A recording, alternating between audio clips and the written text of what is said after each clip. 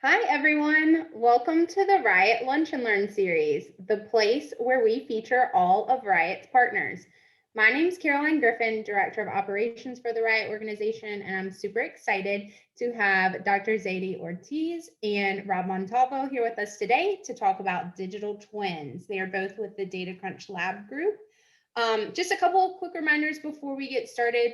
Please do keep yourself muted throughout the event.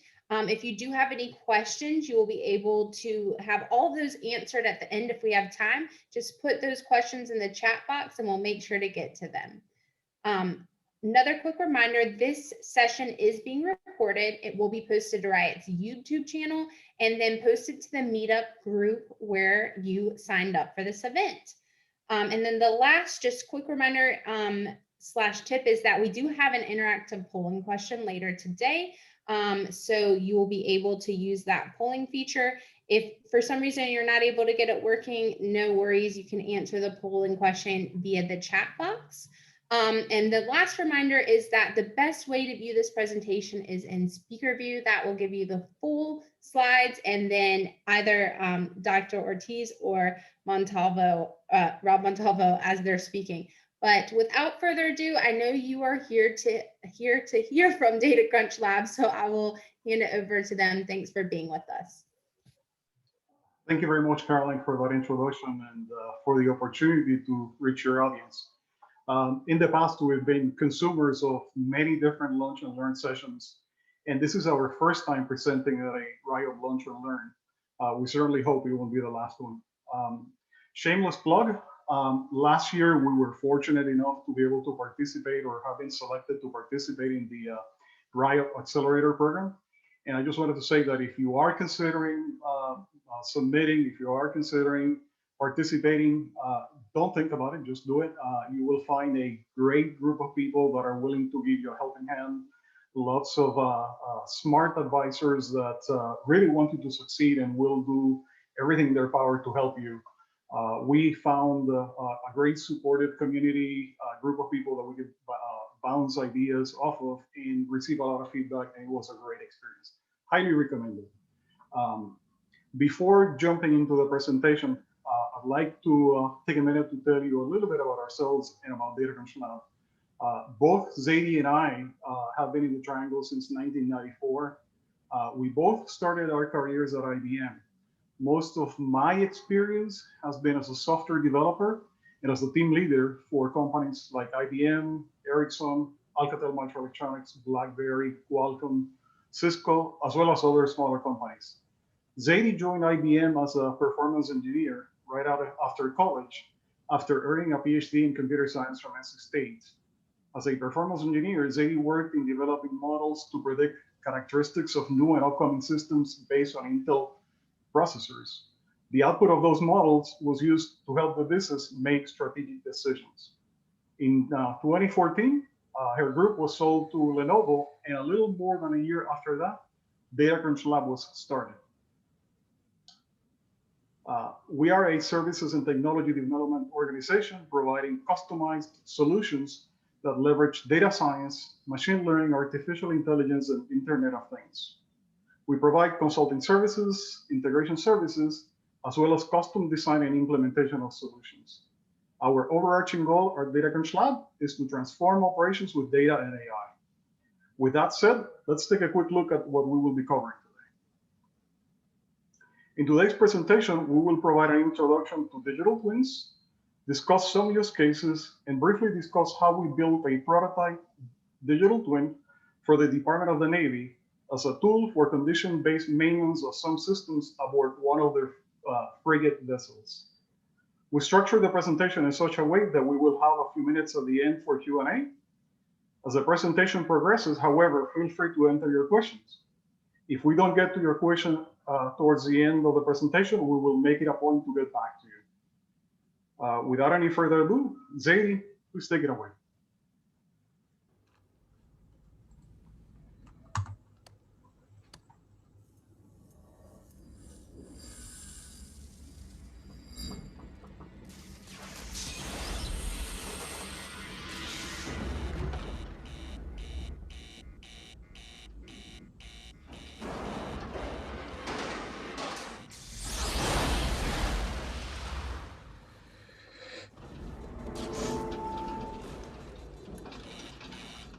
Hey, we've got a problem here. What did you do? Nothing, I stirred the tanks. Whoa. Hey.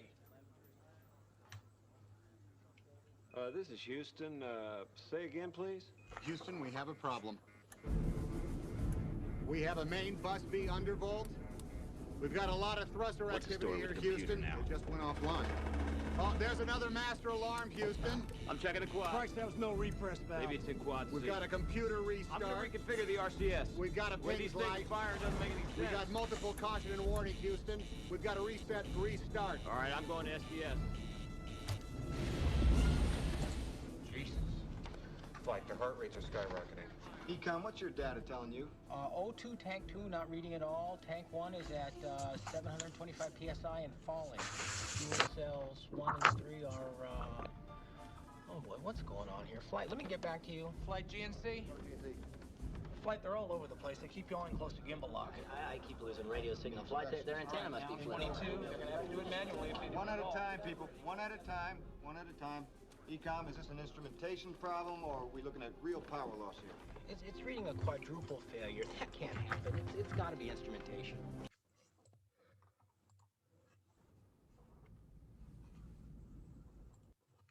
So the Apollo 13 mission was a masterclass in problem solving.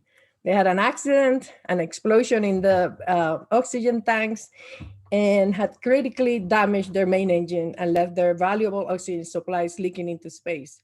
They were moving away 400 miles per minute away from Earth. And now, how do we get back? As we see, they first blame the instrumentation. They were able to tell that there was a problem even before the astronauts told them about it because of the instrumentation. But they thought, oh no, that this cannot be happening. This cannot be true, that they have a quadruple failure. The key to the rescue mission here for the Apollo 13 mission was that NASA had a digital twin model of Apollo 13 on Earth. It allowed the engineers to test possible solutions from ground level. First of all, they had that instrumentation that they were getting data directly from the systems on the spacecraft. That data, they were able to find out how to tackle several of the problems that they were having. One of the problems, for example, was that the CO2 levels were rising, and they needed to build a filter to keep the astronauts alive. How they were able to do that was they knew exactly all of the materials they had, from the duct tape to the piece of paper from the manual, to be able to build that filter. So again, mirroring the stream of data that provided that visibility of the operation from mission control, and the simulators to be able to test and find out many what-if scenarios was the key to be able to get back to Earth. It is said that Apollo 13 was the first digital twin because of these key technologies. The concept of the digital twin was publicly introduced in 2002 by Michael Griffiths, a professor at the University of Michigan at the time. He presented this at the Society of Manufacturing Engineers conference in Michigan, and he proposed the digital twin as a conceptual model underlying product lifecycle management in manufacturing. Eventually, that model, that concept, was coined by John Vickers of NASA in 2010 to be able to get the data from their spacecraft and be able to make it better. The digital twin concept consists of three distinct parts. First of all, the physical product, then the digital virtual product, and then the connections between those products. The connections are the data from the physical product that feeds the information and the simulators into the virtual space in this chart. And then we can get connections back with information and process information to make it better. that flow of information between the physical and the digital is what makes a digital twin. Formally, the Digital Twin Consortium defined what a digital twin is. That was just last year in December of 2020. And they defined it as a virtual representation of real world entities and processes, synchronized at a specified frequency and fidelity. Sounds like a committee definition, of course. So it has multiple parts to accommodate the several uses of digital twins. Digital twin systems transform business by accelerating the understanding of the underlying physical system, helping in optimal decision making, and the ultimate goal, of course, is having an effective action. Digital twins use real-time and historical data to represent the past, the present, and the future of a system or a physical product. The digital twins are motivated by outcomes, particularly business outcomes, and that's why it may have different frequencies and different fidelities with respect to how they are modeled. They are tailored to the use case that they are used, and they are powered by the integration of the data and the underlying technology that the digital twin uses. Let's talk about a little bit about some of the use cases.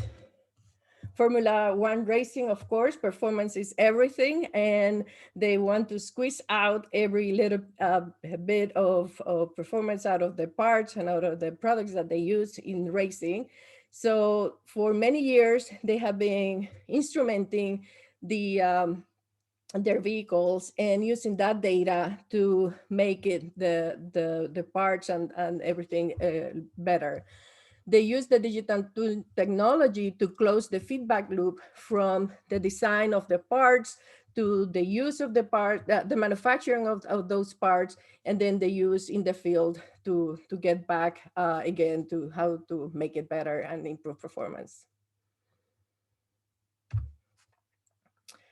In terms of digital twins are also used in smart cities, and Singapore is the poster child of the use of digital twin technology. They use it to plan, design, and make decisions to improve the quality of life for their citizens. Virtual Singapore is a multi-million-dollar data-rich live digital replica of their actual city. It has semantic information, including the type of material that are used in different parts of different buildings, how many hours of sunlight they receive, or the flow of people and the flow of traffic throughout the city. The main purpose of this project is to help officials make the best urban planning decisions and communicate with their citizens by sharing information visually. They are able to conduct virtual experiments, taking measurements, analyzing the numbers, and trying to identify how to make better use of their resources. It also assists them in long-term planning and decision-making. One of the projects using the digital twin is it's called Cooling Singapore, with the goal of managing the urban heat island effect, to be able to use the data that they are currently collecting and create a simulated environment that they can decide whether it makes sense to build a project and whether it will help them in their goal to reduce the heat island effect. So at DataCrunch Lab, we are using digital twins to transform operations. And last year, we did a project for the US Navy to address the challenge of maintaining their vessels. In particular, the propulsion system that they use. The way that things work today for the Navy is that they collect data from their sensors, from their onboard instrumentation, of course. But when they get to shore, they upload that data into the system at the Navy Yard, and then decide what needs to be maintained, what is the status, what is the state of the different subsystems, to try to figure out what needs to be repaired or maintained. So building a digital twin for the frigate will allow the maintainers to assess the performance in real time and communicate to the shipyard so that the shipyard is ready to perform maintenance and not have to wait until they get to shore, then have the parts, have the labor, and have everybody ready to do that. So the Navy has adopted a condition-based maintenance program to move away from reactive maintenance, where you do a repair whenever there's a failure, or from a time-based maintenance, like when you change the oil in your car every 3 months, whether it needs it or not, because with condition-based maintenance, you are using the actual condition of the system to determine when to do the performance activities. The on the right, we have the architecture of the CBM. And this architecture was developed in 2001 by an industry team that was partially funded by the Navy through a dual-use science and technology program. This open source architecture for condition-based maintenance is a specification for moving the information from in the condition-based maintenance system from one step to the other.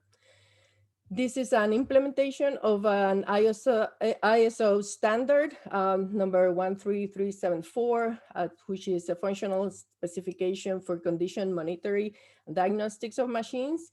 And it defines those 6 blocks of functionality in a condition monitoring system, as well as the inputs and outputs of those 6 blocks.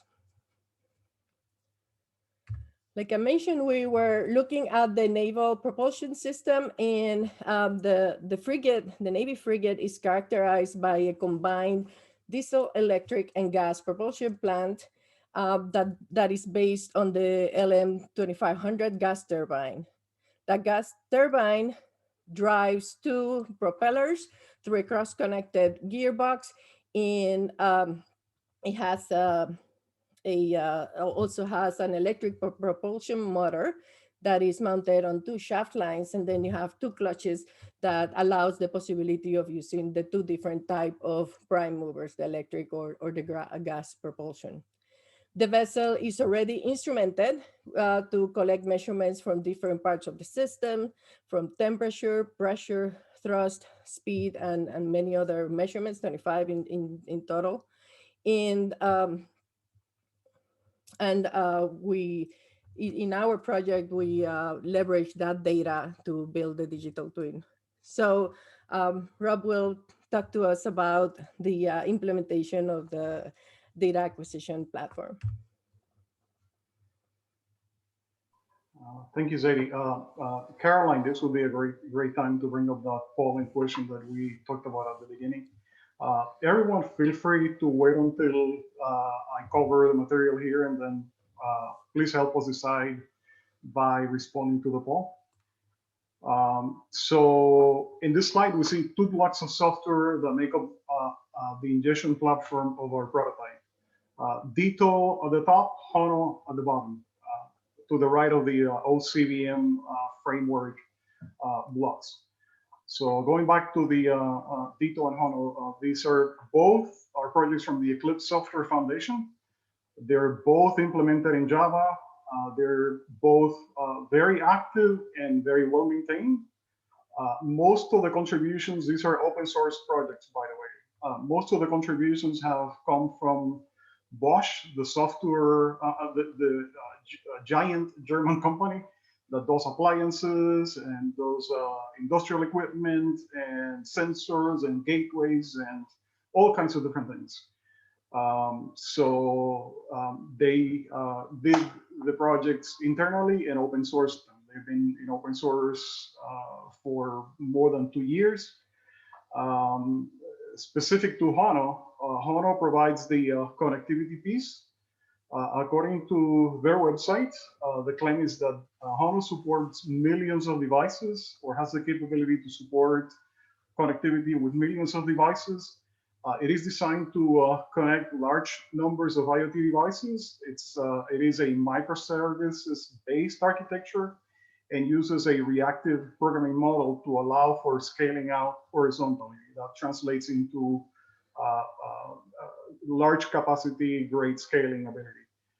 It supports devices that communicate via protocol, common IoT protocols like HTTP, MQTT, AMQP, legacy co-op out of the box. And it also, the developers and the maintainers provide the flexibility for developers to develop custom interfaces that are not supported by any of the protocols there. One of the strongest value propositions of Hono is that it allows for interaction with a large number of IoT devices in a uniform way. You communicate with all of them via the same simple API, regardless of the device protocol. Hono supports different messaging patterns. And what I mean by that is that it supports telemetry and event messages. These are the types of messages that report sensor readings, as well as command and control to invoke operations on devices. So think of it as data coming from the devices, as well as data controlling or actuating devices. Hono is designed for security by default. It supports common authentication mechanisms like username and password, as well as X.509 client certificates to verify a device's identity, and uses TLS, transport layer security, when communicating with devices. Referring to DITO, DITO is the actual software that provides the framework to interact or manage the digital twins. DITO provides web APIs to work with already connected devices from customer applications. It ensures that the access to the twins or the digital twins or the data can only be done by authorized parties. Both of these pieces of software are released under the EPL, Eclipse public license, I believe it is. And what that translates into, from my standpoint, when we were looking into different open source components to be able to put together this prototype ingestion platform, what that means to me is that it's business friendly. I could have gotten all the software, made a significant amount of changes, even though I didn't have to do many. Make significant amount of changes, fork it, keep it to myself, and I wouldn't be infringing on anyone's patents or violating any agreements. So that was very important to me. That said, I am not a lawyer, so before you decide to do anything like that, please consult with your attorney. One thing that I was going to say is that connecting or integrating Hono and DITO wasn't exactly a straightforward or trivial task. It actually did require a little bit of digging and reading and learning and experimenting. One of the things that I learned throughout the process is that the Eclipse folks had come to that same realization and worked on a package, another project that effectively integrates DITO and Hono. And essentially, from their website, it says it's an effort by the Eclipse IoT working group to create easy to deploy Eclipse IoT-based end-to-end solutions or end-to-end scenarios on top of Kubernetes and Helm. So I actually did take that package. I actually followed their very simple instructions, and in less than a couple of hours, I have this infrastructure in place. I was able to go through the actual data ingestion tasks and experiments, and I could definitely vouch that it is that simple. With that, I'll transfer it back to Zeydy, if you will please, to the audience, if you will please respond to the polling question. This was meant to be an introduction, or rather an overview of these components. We would love to be able to go into more detail, much deeper dive if there's interest, and that's what we're trying to gauge here. So with that, Zeydy, back to you. Thank you, Rob. So now that we have that data, and the question is, are we operating in normal conditions? So is this an instrumentation problem if we see something that is weird, or is there really a quadruple failure that we're seeing? So we have 25 different measurements from their onboard systems that we would ingest into our platform. uh, as I mentioned, temperature, pressure, speed, but none of these measurements by themselves would indicate whether there was degradation of the different components. So therefore, we applied our magic with machine learning algorithms to create um, an anomaly detection or novelty detection algorithm to determine what the condition of the system with an aggregation of all of the data points to be able to determine whether we had degradation or not. From a practical perspective, it is easy to implement because you don't need historical data, you don't need um, additional data to get it started. However, it may not be useful for logistics purposes. There's no much in terms of an advance notice. The fact that these vessels would operate for about 2 years before there's a degradation in the system allow us the time to collect enough information to build those algorithms. So in terms of state detection, it was all right, but not as useful. So what we did was moving beyond just using the current data, we used results from a physics-based simulation uh, where that simulator had been created using a set of ordinary differential equations, mathematical relationships, computational fluid dynamic methods, and have been refined over the years to build then the machine learning and deep learning methods and models that would estimate the degradation of the subsystems and tell us whether the efficiency was 98.7 and whether it was in the decade or more in a warning condition that we needed to be able to plan for maintenance or repair. So mixing the old data with the simulation data and having a real-time feed of the data is what really does the magic for the digital twin here. Now that we have an estimate of the efficiency, we need to figure out what does that mean with respect to when maintenance is needed. If we're at a warning level, how many hours or how many days do we have before we need to do that repair, and whether that is effective for the operator.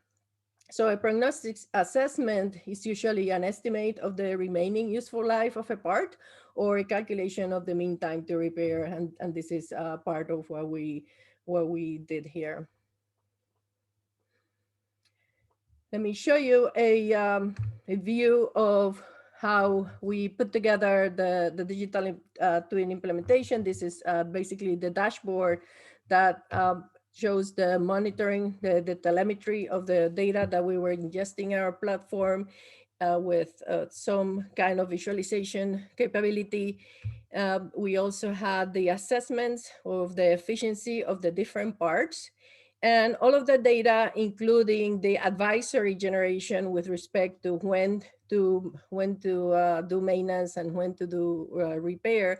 We pass that and to an external enterprise management system, in this case, the IBM Maximo Enterprise Asset Management, to put together a service request that provided the information for the maintenance team to be able to affect their planning. So building a digital twin for the frigate allows the maintainers assess the performance in real time of the different systems, the propulsion, the turbine, the compressor, the propellers, and the hull, in such that when they get to shore, the shipyard is ready to perform the maintenance. They have the parts, they would have the tools, they will have the personnel that needed to perform the maintenance. Sometimes if they need to bring in a extra capacity or a specialized skill to be able to do the maintenance, they could do that. So reducing the amount of time that is needed to service the vessel, the Navy can expect to maximize operational availability with the fast turnaround of that vessel, reduce the operational cost of unplanned maintenance. No one wants to be waiting for a part or for the labor that they may need to bring, or even move the vessel from one shipyard to another because they don't have the specialized skill. And in general, improve the resiliency of their operations. Now that we have discussed the concept of digital twins and various ways in which it is being used to improve the quality of life, improve performance, transform operations, if you'd like to learn more, we invite you to reach out to us.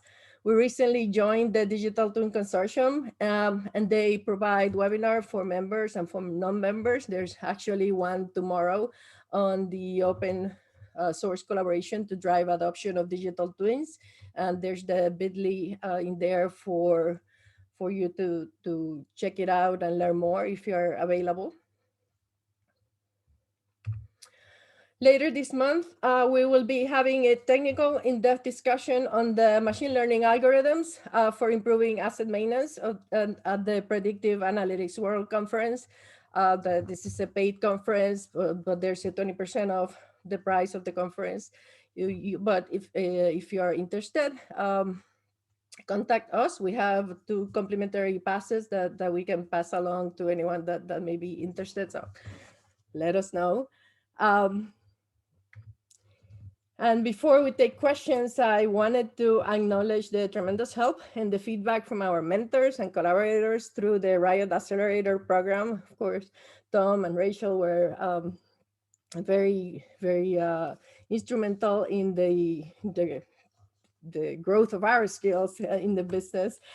We also had very good mentors from Ted Morris from Clario, Devin Shackle, Scott White, and a great intern, Zane Patorti from UNC. So at this time, Rob, do we have questions in the chat that we need to address at this time? So Zeydy, there was only one question that I was able to detect, and I already responded publicly and reached out to the question privately as well. Okay. Thanks, Rob. Thanks, Zeydy. We actually have one question that just came in from Tom. Do you update your twin ML with real maintenance input?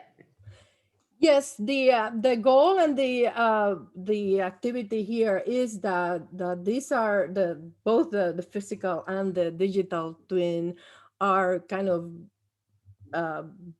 living systems that you feed with new data, and that you keep it updated with the machine learning, especially if you are only using the anomaly detection algorithms. You need to keep it updated to understand what's normal and what's not normal.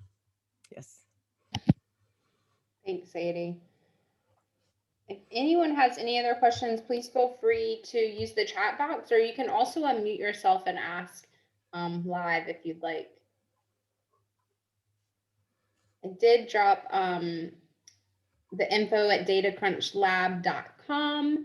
And then Zeydy has also provided the other ways to reach them via Twitter and LinkedIn. I thought this was a very informative presentation. Thanks, Zeydy. Thanks, Rob. Well, I got a question. Go ahead, Grant. Real fast. What is the? I've looked that up. Municipal digital twins, and I saw the Singapore mention. Any United States case studies in urban planning with digital twin concepts? I think the concept is going all around the world. I am not sure if there are new use cases that are coming through the Riot program, the VR system that they announced before, but we hope that we get them here. The UK and Australia have been doing a big push to build a national digital twin to be able to provide those for services. So 0 United States examples. That I'm aware of, but if you know of any, let us know. Well, that's what I'm talking about is initiating. Yeah, I take the initiative on such questions. Mm-hmm. I don't let it just let it all slide. But I look forward to communicating with you all. Thanks. Yeah, Awesome. thank you. That's a great question, Grant. And I really hope that the actual answer to that question is that we actually just didn't have the visibility to be able to answer that appropriately, and that in fact there are a couple or maybe more digital twins for the specific purpose you brought up, because that is a very important application of digital twins. And I think that if there's no work going on in that space, I think that is a great opportunity. And one that I'll be very interested in looking into myself. All right, good. Yeah, thank you very much for bringing that up. Thank you. And yeah, I see the question here from Tom about, did any of the Riot Your Reality AR contests semifinalists employ digital twins? Not that I'm aware of, but we certainly have the 6 finalists. Save the date for that on July 27th. In partnership with the City of Raleigh and Town of Cary, are 2 amazing sponsors with US Ignite support and Facebook Reality Labs. So stay tuned for more information there. We will leave this open for just another minute, but thanks again, Zeydy. Thanks, Rob. This was a great presentation. You'll be able to find this on Riot's YouTube channel and the Meetup group. And if you'd like to learn more about the AR challenge, feel free to reach out to me. I'll put that my email here, and of course reach out to our wonderful presenters today at the info@datacrunchlab.com, which I put in the chat box earlier. Thank you. Thanks so much, y'all. Enjoy the rest of your week. Take care, everybody. Thank you. Happy Cinco de Mayo. Bye. Bye.